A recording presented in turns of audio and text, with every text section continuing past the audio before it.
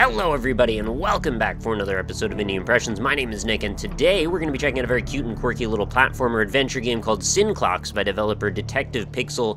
We're going to be playing the role of a character who seems to be stranded up in some sort of cloud city or cloudscape full of buildings with some very strange and cryptic architecture. We're going to be doing our best to solve the only real puzzle that seems to be presented to us and see what happens after that. I find Synclox actually a really good example of what developers can do with very few assets to create something really clever and charming.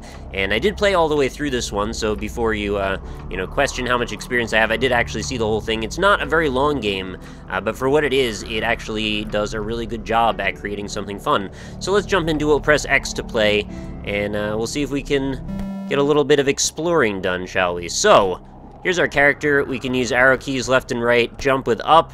We've got Z is what it's telling us to press. Presents us with this little very cryptic icon here of a rotating rectangle with what seems to be other rectangles sort of emblazoned on it like an intaglio. We also have access to this little rotator ship here, which we can press X to climb into, and we can just kind of zoom around. It's got a very interesting set of physics. The gravity seems to be very strong, and honestly, it reacts the way I think I would expect it to react, which is kind of nice for once. Things don't feel overly floaty, and it is very much important not to smash into things because, well, that happens pretty regularly. Also, there's a pretty substantial fall damage. You don't have to fall very far at all. In fact, I think even a quarter of that height and I would have still died just the same. So we were told again to press Z, and that's our only tutorial element. I feel like when I started this up, I was sort of programmed to see these little glyphs or whatever these artifacts are that are moving around and think, hey, I'm supposed to pick all these up, right? Because Fez was a thing and kind of reminds me of the same image from that. But then all of a sudden it becomes kind of presently clear that, well, the game is called Synclox, and if I'm holding Z and I'm watching that rotate, it's rotating at the same speed as what seems to be the focal point of this area. In fact, if you look around, this seems to be the most, well, obvious central area of the game. So right here, this is our main focal point. So let's see if we can do a little bit of clock syncing, shall we? So let's get on a rotator ship, and we'll come on up here, try and land gently, and, well, we don't really need to use the Z button for reference since we've got the actual central clock here right next to us. But I'm going to hold that down, noting that it was down in the bottom right, and now these two clocks happen to be in sync with each other. So when I was holding X on it before the first time, when I didn't understand what I was doing, saying, hey, how come I can't pick this up? What's wrong with me? Am I doing this wrong? And in fact, I was doing this wrong.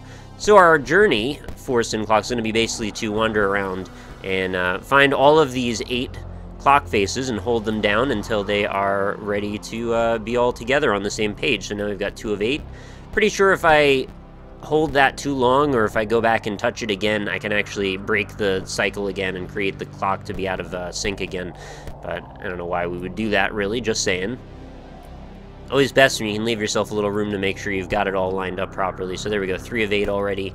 Once you understand the premise, I think honestly the whole thing kind of falls together very quickly. I was kind of hoping maybe that this world would have been a little larger. I would have loved to explore some of the interiors of these buildings. I guess, again, sort of Fez-like. I wanted to see if these rooms would branch off into other rooms and maybe there was like a whole hub world thing going on. But as it is, no, in fact, it's really just the one area.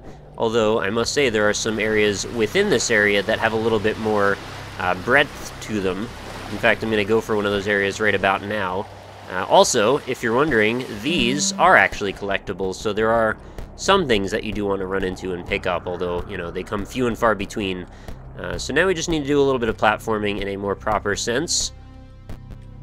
Make sure we land on top of these pillars, and we're good to go. So now let's just line this up, wait for it to line up to the bottom left corner, and let go. Perfect.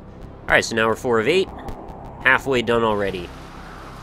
So you can see what I'm talking about, right? Like, this is a very minimal bunch of assets for the most part. Everything is, pretty simple art-wise, but it's also very elegant and classy and well-presented. And the color scheme is very bold. It leaves, enough detail that there's actually a little bit of flourish to it, while still, having some color and life. But at the same time, it's rather minimalist, too, and I find all those things are actually, they work really well together when you've got just enough detail that you feel like you're actually part of something a little bigger than yourself. By the way, in case I do happen to die, which will very likely happen, the clocks don't reset until you reset the browser. So right now I can actually die all I want. The only thing that I think does reset is, or are those little bits that I can pick up, and I'm not really sure what the relevance of those is. I should probably try and get all of them just in the event that it does change the ending or something, because I'm not actually sure what the ending will be if, in fact, I do find all of them. I'm not actually sure how many there even are. I think maybe less than 10. Certainly didn't run into very many of them in my travels so far. There's another one. Is that? Okay, that one's synced up. So we're only missing one, it looks like, right now. And this is the same thing that happened the other time when I went through this. Wait, do these just come back as soon as you wander away from the screen, or...? Yeah, they do. What's that all about? So I can just keep picking these up over and over again. I wonder if there's a relevance to these. Or maybe there's something that's, like, not entirely implemented yet. Oh, this is it already. This is the last one. Alright, cool. So that actually was pretty simple. Let's just wait for that, and done. What have I done? I've caused the clock face in the center of the world to kind of explode and blow up, and, well, that was Synclox. It's a very short experience, like I said, but one that I thought was worth taking with you guys. I would love to see more to this. I would love to see if maybe the developer wants to further this creation and maybe make some of those interior spaces that I was talking about, allow you to branch out into some other areas, or maybe see what happens after you've solved the puzzle and lined up all the clocks. Maybe there's a whole other world to go to or other exploration to have. I could see this totally turning into something with kind of the scale and scope of something like VVVVVV. Just in that it's sort of an open world game. You can take your time and look around. Maybe there are certain areas that aren't necessary to even be seen, but they all kind of add to the world at large and give you this feeling like there is a lot to see and do. And, you know, even when all of the main core gameplay concept is just platforming and holding clocks, and sometimes you get a little gyrocopter you can fly around, and that's enough, honestly, to have a good time.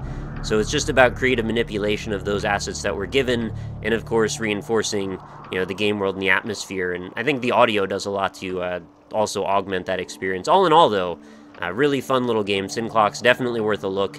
If you haven't checked it out, or if you, you know, just found out about this video and maybe you want to share it with somebody else, that would always be advantageous. Maybe you go through it with somebody else and have a talk with them. I think that's actually what I wish people did. I don't know that anybody actually does that, but after watching one of these, maybe if you take one of the games you found out about and play it with a friend together and talk about it, I don't know, for some reason that just seems like an idyllic version of the world that I'd like to live in, where we can spread the word about these kind of indie games and all have a better time as a result.